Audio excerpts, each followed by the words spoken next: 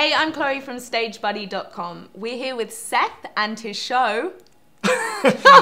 Losing My Religion, Confessions of a New Age Refugee. And that's playing at Frigid New York Festival. And you can find out all the information on Stagebuddy.com.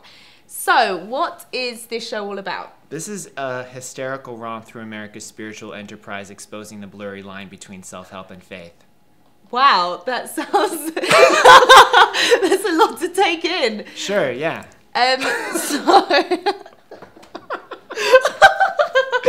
just trying to process everything. Yeah, that's fine. Take your time.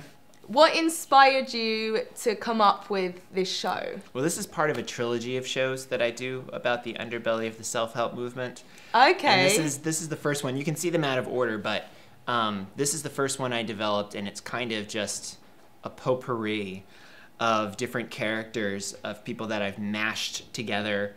I play over 20 characters, and I also play myself. So I'm kind of the through line of the piece, but I'm just playing all of these kind of gurus and ridiculous self-help junkies and people who are just trying to better themselves, and it just is ridiculous. Okay, I mean, for me, I can totally understand, because I feel like there is this culture of, you know, like everyone has like a book they have to read or something they have to do, or, you know, like pay someone to help them with advice and stuff. So why did you decide to, is it something happened for you, or is it? Yeah. I mean, I track, in this show, I track growing up Catholic, leaving that, going to a Buddhist university in Boulder, Colorado, becoming Buddhist, leaving that, and then just going through a trajectory of different self-help and New Age stuff for like a decade. Oh, wow. The whole time being critical and skeptical of doing it and being involved in it, but being immersed in it, and then going, this is insane. I've got to do shows about this. I know too much. That sounds really cool.